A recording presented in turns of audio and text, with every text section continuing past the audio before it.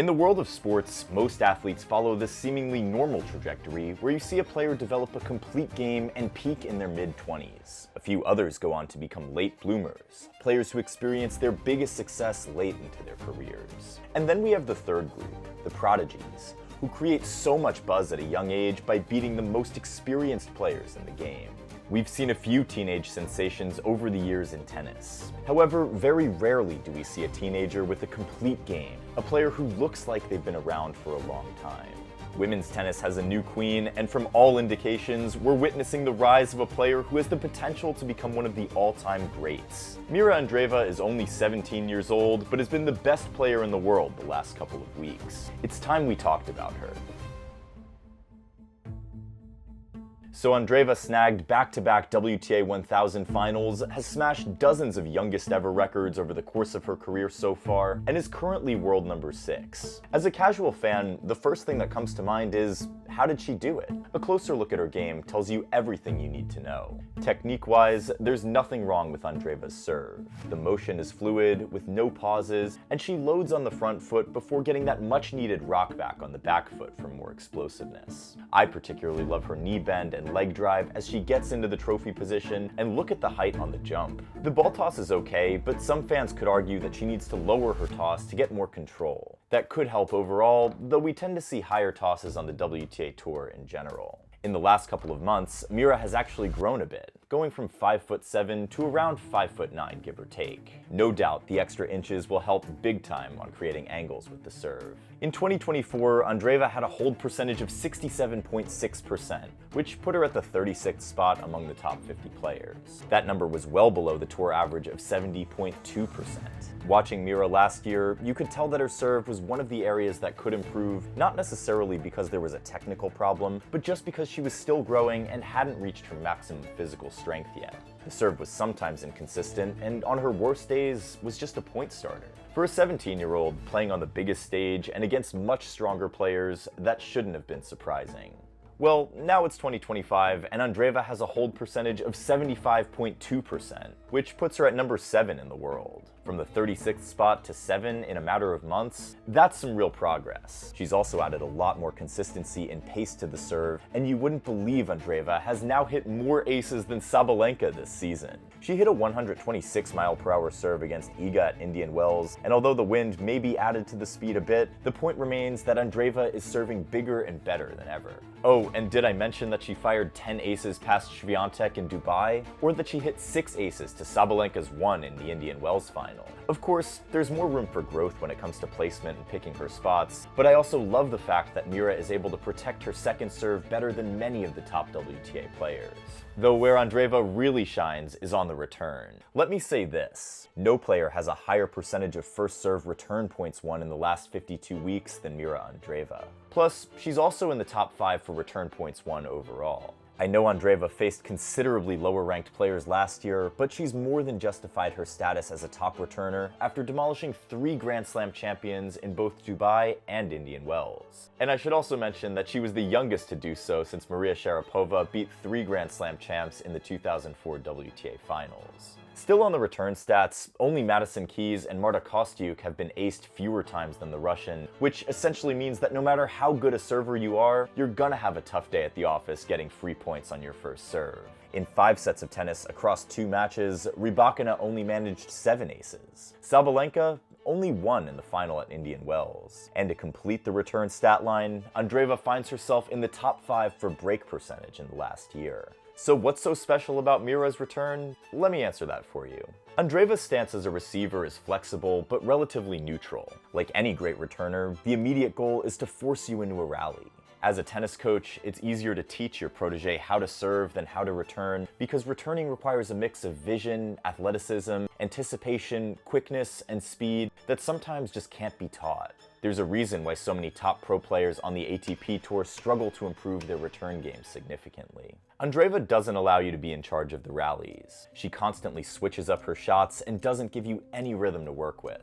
Her defense and point construction are S tier. Her shots are relatively flat, but she can apply a lot of spin on both her forehand and two-handed backhand when she needs to. Like Coco Gauff, Andreeva tries to get to every ball, and except if you're going for a huge winner every time, which is almost impossible, it's super difficult to bully Andreeva easily during rallies just because her rally tolerance is that good. Now, that wasn't necessarily the case a few months ago. Sabalenka was blasting the Russian off the courts, and Andreeva wasn't looking forward to those matches. Honestly, I'm so tired to play against her. It's a lot, so what can I say?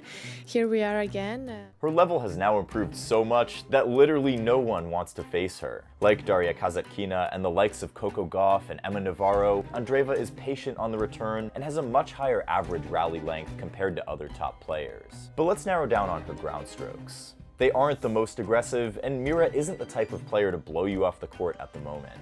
She definitely isn't one to force the issue frequently, but that doesn't mean she won't pull the trigger if the opportunity presents itself. She's effective off both wings, but her backhand is her moneymaker. She hits the backhand with a lot of depth and intensity, and it's capable of outlasting almost any opponent during rallies. Plus, only a few players are as willing or good enough at opening up the court like the Russian. Her backhand is a bit difficult to read because she's constantly redirecting or going down the line with ease. She can also hit topspin from low contact points, and more importantly, she doesn't always need to go big to go through opponents. Moving on, her point construction with the backhand is pure artistry. I was blown away with Andreeva's backhand down the line against Rybakina at Indian Wells, and I think it's in the conversation for one of the best on tour. Time after time, Rybakina could do absolutely nothing about it.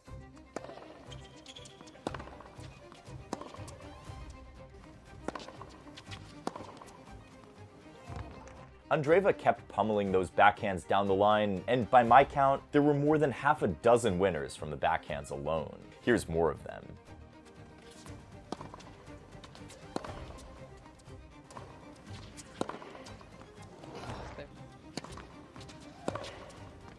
Andreeva's gains on her weight of shot over the past year have allowed her to trade from the baseline with some of the best players as equals. Taking a look at the forehand, it was a bit loopy in the past and sometimes broke down when Mira was struggling. Although still not the better ground stroke, Mira's forehand quality has actually improved quite a bit in the last couple of months. The setup on her semi-western grip is good, and Andreeva is capable of punishing short balls and isn't afraid to go for winners.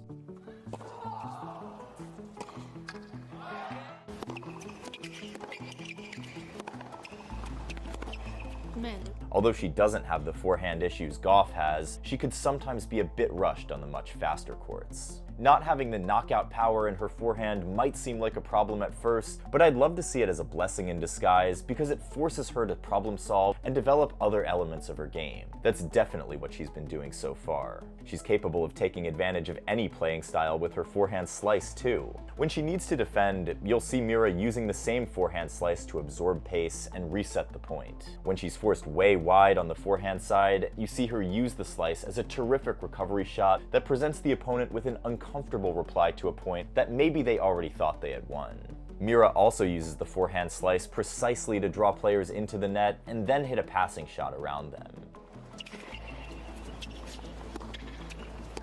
Again being tricked. This in and of itself is an aggressive move when the intent is to make the opponent come forward. But that said, don't be fooled into thinking that the forehand slice is always defensive. Just look how Andreeva turned defense into offense with a forehand slice against Iga.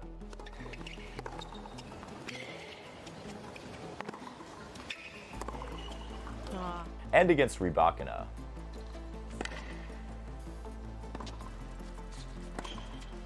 Oh, and Sabalenka too.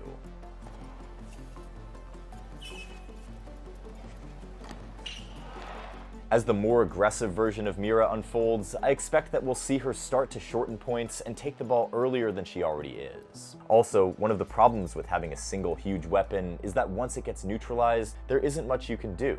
But for Mira, she's pretty much good at everything, and from all indications, she has no limits except the ones imposed on a 17-year-old body. In addition to Mira's excellent shot making and ball striking, we have to talk about the variety.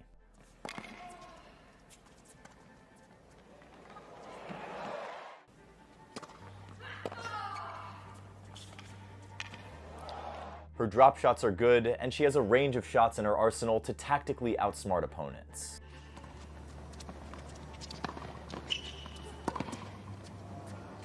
It's almost like she sucks you into a web and then slowly suffocates you. In the Indian Wells final against Sabalenka, we saw Andreeva soak up the Belarusian's power before disrupting her rhythm with low slices, drop shots, and constant redirection to neutralize her power. If I was to compare Mira's game to any ATP player past or present, I'd say Andy Murray or maybe even a young Djokovic. On the women's tour, I'd say maybe a more aggressive Daria Kasatkina, maybe Martina Hingis, Monica Seles, or even Victoria Azarenka. Those are the names that come to mind for me, but let me know who she reminds you of in the comments. One area of improvement for Mira would be on her net game and volleys. My guess is that as the serve continues to get better and better, we'll see her serve and volley more. The drop shots could be more disguised too. But all that said, tennis-wise, Andreeva is a quick study, so I'm not bothered about her net play at the moment. Mira's reaction time, court coverage, and footwork have looked blisteringly good in recent months. When playing an opponent like Iga, who smothers you and often plays with a lot of intensity, we saw Mira's ball retrieval skills on full display.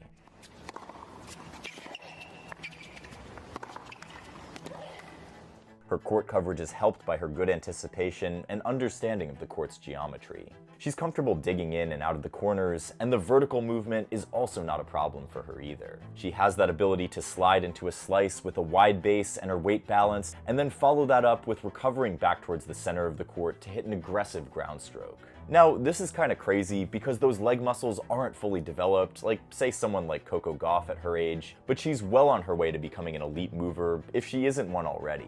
Andreeva will continue to get faster and stronger. If she's already a top 6 player and still has a lot of growth potential, I think it's only logical to assume that she's going to be a world number 1 and multiple slam winner at some point. And guys, this isn't me hyping her or something. It's just simple logic. The path to the top is clearly marked for Andreeva, and she doesn't need a lengthy runway to get there. And with the Russian already being one of the best returners on the tour, I'd say the path to the top would probably be getting an extra 20 to 30% aggression in her game, specifically on the serve and forehand. I mean, that would make her almost unstoppable. Looking at the surfaces, it's kind of hard to predict where Mira will have the most success. She's now won back-to-back 1000s on hard courts, but her best result at slams have always been on clay, and she even reached the semis at Roland Garros last year. The sample size for grass is so small, so we aren't looking into that yet, although she did kinda disappoint with a first-round exit last year at Wimbledon. Andreeva says she doesn't have a favorite surface, and that she actually likes all of them. Seeing how well the Russian played on clay last season, and looking at the nature of her game, I'm excited to see how the clay season will unfold. Will she rival Iga for the French, or is it a stretch at the moment? Will Mira's first slam come on hard courts or on clay? Let me know what you think in the comments. On the court, Andreeva has also been the definition of clutch. She leads the tour for percentage of breakpoint opportunities converted and is only behind Iga Swiatek for breakpoints created this year. Andreeva has won all 5 of the tiebreaks she's played in 2025 and 10 of the last 12 she's played overall. She's unbelievably clutch under pressure points and finds a way to raise her level against the best players in the world during the biggest moments. She limits her unforced errors while simultaneously making them hit the extra shot. We've seen her pull off some incredible comebacks in the past too. Andreeva is currently number 3 on the WTA ELO rankings and is within striking distance of the number 1 spot. Off the court though, she handles the pressure even better. Even before breaking into the top 10, Andreeva was asked about the pressure she had to deal with as a blue chip player. Here was her response. I don't actually feel any pressure about this. I'm sure that it's a matter of time until I'm in top 10. This kind of confidence is rare. Even after winning back-to-back WTA 1000s, Mira still doesn't seem fazed about being the best player in the world at the moment. Very rarely do we see an athlete with so much maturity as a teenager. And before you remind me that Andreeva throws tantrums every now and then when things don't go her way on court, let me remind you that literally half of the top ATP players, if not more, have done worse. So if a 17-year-old teenager who's still getting used to the tour is immature for showing some emotions on the court, what would you say about the 29-year-olds and 27-year-olds on the ATP tour, and also the 26-year-olds and 23-year-olds on the WTA tour that have done worse? Andreeva is a true student of the game. We literally saw saw her handwritten notes in her notebook about opponents the other day. When it comes to mentality, Mira has a winning mindset and the kind of self-love that would make anyone jealous. Having that kind of mental strength at such a young age needs to be studied. Although many of us, including myself, found the "I would like to thank me" comments hilarious during her winner's speech, I would again like to thank myself for I think it's a reflection of her maturity. Knowing that you should be kind to yourself and being process-oriented rather than result-oriented is a huge deal for many athletes. We see them beat themselves down after every loss or disappointment and often not take the time to be kind to themselves when they win. All that said, there seems to be an air of stability around Andreeva. The focus is there, the belief is there, and on top of that, she's in the right environment to succeed. I should mention that Andreeva's partnership with Conchita Martinez has been a revelation and something that particularly struck me when Sabalenka mentioned it in her runner-up speech. Congrats on having a great team. If I would have the same team you have in your age, probably I would be a better player by now. An athlete surrounding themselves with the right people at such a young age can completely change the outlook of their career. With Conchita Martinez, Mira has a calming presence, a former champion, a tactical mind, and a mother figure all rolled into one. Conchita's wealth of experience and wisdom has no doubt helped Andreeva navigate the challenges of being seen as a future all-time great. The 1994 Wimbledon champ, who Andreeva has frequently bantered with during her on-court interviews, also helped Garbiñe Muguruza to a Wimbledon title in 2017. With Andreeva, it seems almost like a match made in heaven, as both parties seem to enjoy working with each other a lot. Now, the most important thing would be to remain patient, stick with her development, and get used to the repetitiveness of the tour. Apart from being unbelievably talented and an absolute joy to watch, Andreeva is completely comfortable in the spotlight. Despite getting so much attention, she takes it in stride and is always calm during interviews. It almost feels like she's been on the big stage for decades. Being so comfortable in the spotlight only reveals another layer of Andreeva's maturity. And before you come at me saying that Andreeva is just another overhyped kid, let's remind ourselves of some of her achievements so far. The world number 6 has smashed dozens of youngest ever records, and we'd be here all day if we went through all of them. But here are some of the most mind-blowing ones. She's the third woman under 18 to defeat the world number 1 and world number 2 in a single WTA event in the last 40 years, after Steffi Graf in Miami in 1987 and Serena Williams at the 1999 US Open. Andreeva is also the youngest player to reach the WTA top 10 in 18 years. The youngest to win a WTA 1000 title, and the youngest to win back-to-back WTA 1000 titles. She's the first player, male or female, to win 20 tour-level matches this year, and she's already had 9 top 10 wins. Andreeva is by far the best player under 18 right now, and it's not even close. The only other teenager in the top 100 is the soon-to-be 19-year-old Australian Maya Joint at number 80. Now, I know what you all might be thinking. Someone out there might be saying, wasn't Coco Gauff better at 17? Or didn't Maria Sharapova win Wimbledon at 17? I'm trying to stay away from the comparisons because it doesn't really help, but if you think one player is better than another, let me know what you think and why. The changes on the WTA Tour mean that the days of child stars are gone, which is why the 17-year-old's achievements are so significant. Long before now, we had teenage sensations doing the impossible. Tracy Austin winning her first Grand Slam title at 16, Serena Williams and Steffi Graf winning their first at 17, and Martina Hingis winning 5 before her 19th birthday. Oh, and how can we forget Monica Seles, who won 8 Grand Slams as a teenager? Safe to say, things have since changed. The WTA Tour is deeper than ever, and I made a video explaining why there's so much parity. Check it out if you haven't seen it already. Players now hit much harder, which favors fully developed bodies. Players also travel with nutritionists, physical therapists, and psychologists. And with the changes in the rule to protect teenagers, where the tour restricts the number of events young players can enter before they turn 18, younger players are now spared a bit from the intense physical and psychological demands of a high-pressure, year-round international tour. Despite her youth, it feels like Andreeva hasn't missed any steps in her development, and her recent form is right on schedule. Born in 2007 in Siberia, Andreeva moved to Sochi and then to Cannes in France to develop her game. She burst onto the scene as a teenager, becoming the world number 1 in juniors and the only player in the history of the ITF World Tennis Tour to win multiple titles at the ITF W60 level or above before the age of 16. 2 years ago, the Russian broke through, defeating 2 top 20 players on her way to the 4th round of the 2023 Madrid Open. She then made a statement by thrashing multiple Grand Slam finalist Ons Jabeur 6-love, 6-2 at the 2024 Australian Open as a 16-year-old no less. Andreeva then reached the French Open semifinals last year and also broke into the top 20. And now here she is on the cusp of being a top 5 player, top 3 in the WTA race, with back-to-back 1000 titles, multiple wins over Iga, Rybakina, and even defeating the hardcourt queen herself, Sabalenka, at Indian Wells. Mira Andreeva is must-watch TV, and it's going to be fun watching her for years to come. The future is now. Andreeva doesn't turn 18 until the end of April, and it's crazy to think that in 2035, she'll only be 28. Aren't we getting old? If you loved this video, be sure to like and subscribe, and also check out our newsletter, the Courtside Digest, for the latest happenings around the ATP and WTA tours. I'll be traveling around to a few different tennis events over the next few weeks, and if you find yourself in Charleston next week, definitely give me a shout. I look forward to seeing you out there.